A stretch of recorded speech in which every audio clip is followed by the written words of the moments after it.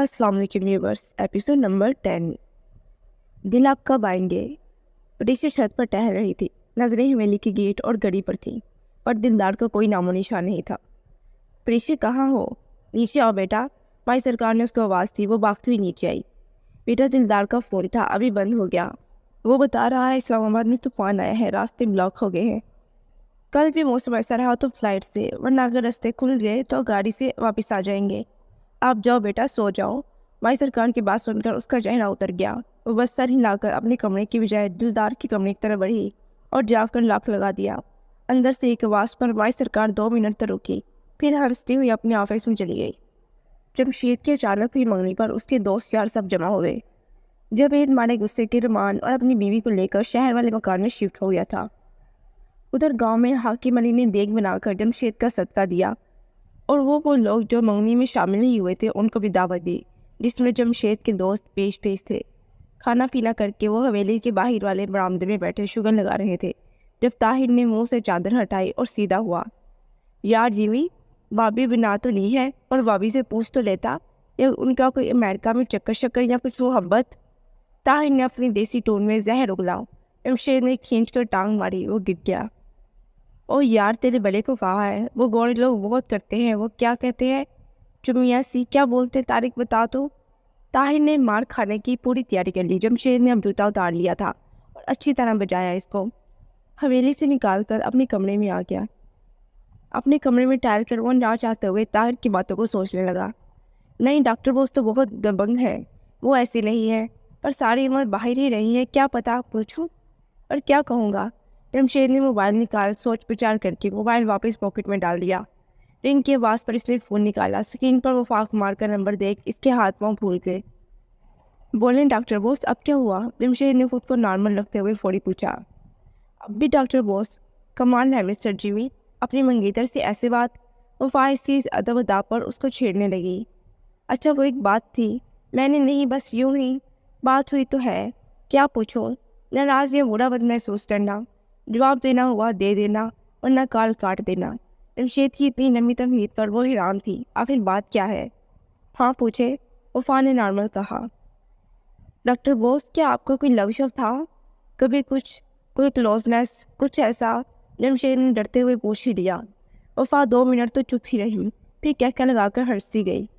Doctor Bose, Jamshed نے شرمندگی سے نام پکارا۔ اور کیا پوچھ رہا ہے؟ وفا نے دوبارہ پوچھا۔ اور یہ کہ کبھی کس کیا کسی کو؟ کیا بھی تو میرے لیے بڑی بات نہیں، مجھے فرق نہیں پڑتا، ایسے ہی بس۔ وفا اس کی بات سن کر واقعی چپ ہو گئی۔ جمشید فرسٹ کس بہت اسپیشل ہوتا ہے، اور مسلم لڑکیاں وہ کس اپنے شوہر کو کرتی ہے، کسی غیر محرم کو نہیں۔ اتنا کہہ کر اس نے کال کاٹ دی۔ جمشید پھر شرمندہ تھا کہ اس نے پوچھا کیوں آخر۔ موبائل نکال کر طاہر کو واپس بلایا۔ اس کو اور مار کی ضرورت تھی۔ ساری رات حویلی سے چیخو پکار کی آوازیں آتی رہیں۔ او بس کر ظالم، مت مار اس کو، یہ تو ہے ہی پاگل، تیری عقل کہاں گئی تھی؟ طارق نے طاہر کو پکڑ کر جمشید کے ہاتھوں سے نکالا۔ یار کمینے بھی نہ ہو، کیا سوچتی ہوگی وہ میرے بارے میں؟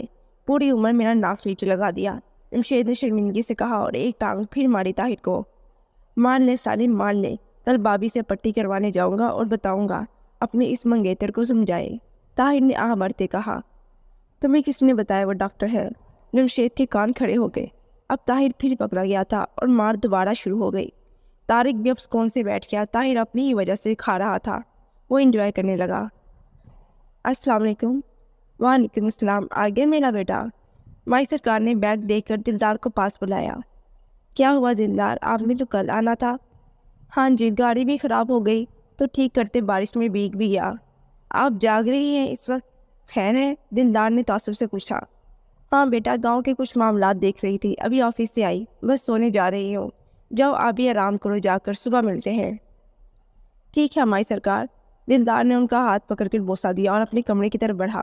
مائی سرکار نے اپنے ملازم کو اشارہ کیا اور خود مسکرا کر اپنے روم میں چلی گئی۔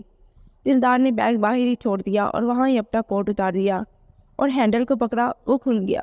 دلدار نے ادھر ادھر دیکھا، وہ تو روم لاک کر کے گیا تھا، پر اب کھولا تو آسانی سے کھل گیا۔ دلدار نے آتے ہی لائٹ آن کی، روم خالی تھا۔ اس نے اپنی شرٹ آف کی جو پوری بھیگ گئی تھی۔ دلدار نے اتار کر اس کو سائڈ باسکٹ میں ڈالا۔ ٹاول اٹھایا اور باتھ میں گھس گیا۔ ابھی وہ 2 قدم آگے بڑھا تھا، سامنے سے پریشا کو دیکھ وہ دنگ رہ گیا۔ پریشا نے لائٹ نیٹ کا نائٹ گاؤن پہنا تھا جو بھی اس کو سلیپ لیس تھا، گردن میں بال، چہرے پر پانی جو بھی قطرہ قطرہ گر رہا تھا۔ وہ دلدار کو پہلی بار بنا شرٹ کے دیکھ رہی تھی۔ کسرتی بدن، نبض ابڑی ہوئی، چوڑی چھاتی، ہلکی سی شیپ میں وہ اس کو بالکل ہیرو لگا۔ پری، دلدار نے ہولے سے کہا، پھر پرانی بات اور اس کا خیال سوچتے ہی وہ ٹاول گلے میں ڈال کر ایک طرف ہو گیا۔ اس کمرے میں کچھ رہ گیا تھا جو لے جانا باقی تھا؟ خیر، جو بھی سامان ہے اٹھا لو بھی۔ دلدار کا لہجہ سخت تھا۔ پریشا تھوڑا سنبھلی، پھر ایک نظر سامنے کھڑے اپنے شوہر، اپنے عزیز دوست کو دیکھا۔ ایک مسکان آئی، پھر دلدار کا سخت رویہ دیکھ وہ تھوڑی سنجیدہ ہوئی۔ بیڈ پر رکھا اپنا دوپٹہ اٹھایا اور گلے میں برائن نام ڈالا۔ دلدار نے اس کو ایک نظر بھی واپس نہیں دیکھا۔ دل، آپ ناراض ہیں؟ آئی ایم سوری، مجھے وہ بعد میں مائی سرکار نے… ابھی وہ بول رہی تھی، دلدار نے بازو سے پکڑ کر دروازے کے پاس لے آیا اور دروازہ کھول کر کھڑا ہو گیا۔ بات مکمل ہو جائے تو پلیز میرے کمرے سے چلی جانا۔ وہ بے حد سنجیدہ تھا۔ پریشا کو اس سے اس رویے کی امید نہیں تھی۔ دل، اس نے کھلی آنکھوں سے دیکھا، یہ کمرہ میرا بھی اتنا ہی ہے جتنا آپ کا، اور مجھے روک نہیں سکتے آپ۔ پریشا جٹ اندر ہوئی اور دروازہ لاک کر دیا۔ کس حق سے؟ دلدار نے سخت الفاظ سے پوچھا اور چلتا اس کے پاس آ گیا۔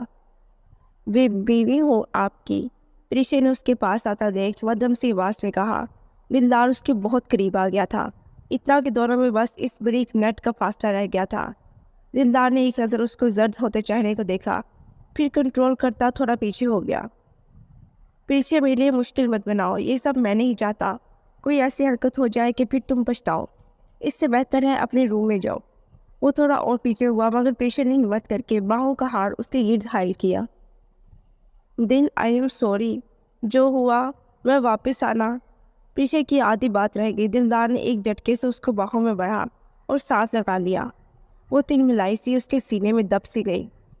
ان میں صرف وہ ایک بڑی نیٹ باقی تھی جو دوری کا سبب تھی۔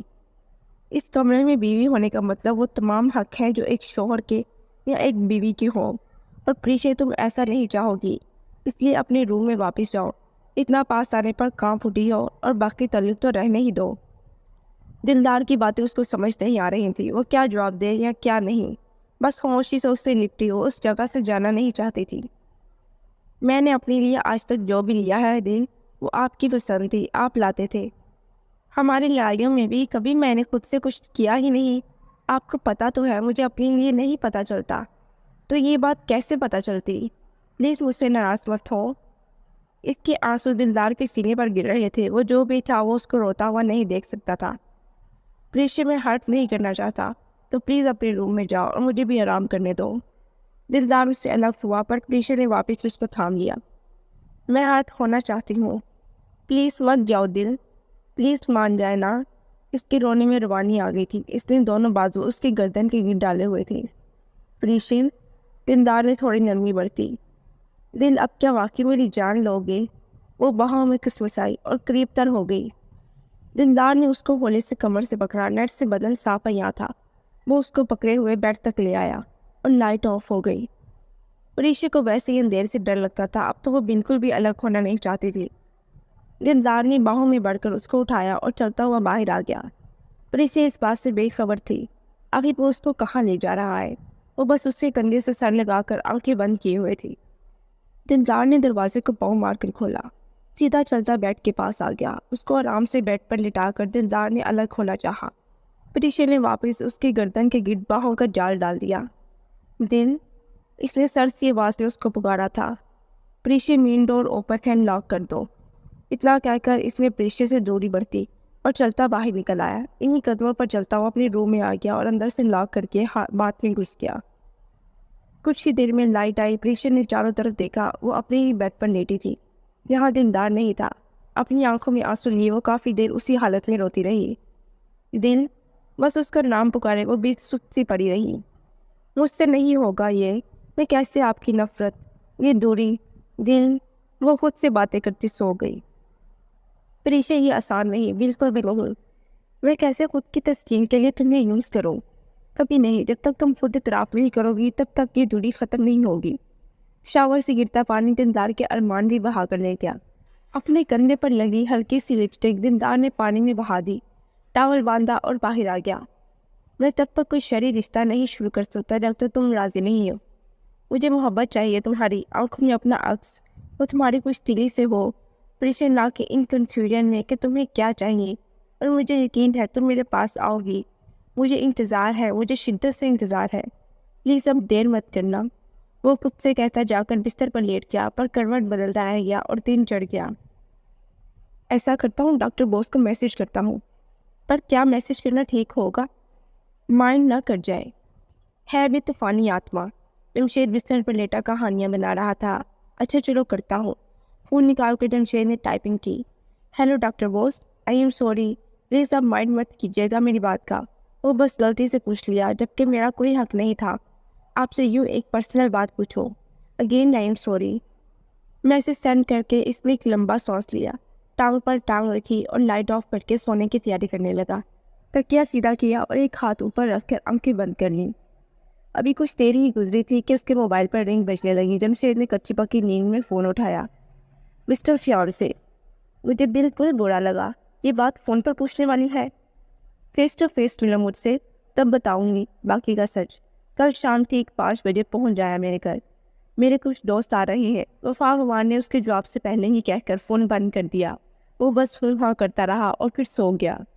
جی تو دوستو، آج میری طبیعت بالکل بھی ٹھیک نہیں تھی، پھر بھی میں نے آپ کے لیے ویڈیو بنائی، تو پلیز ویڈیو کو لائک اور کمنٹ لازمی کیجیے گا۔ ملتے ہیں نیکسٹ ایپیسوڈ میں، تب تک کے لیے خدا حافظ۔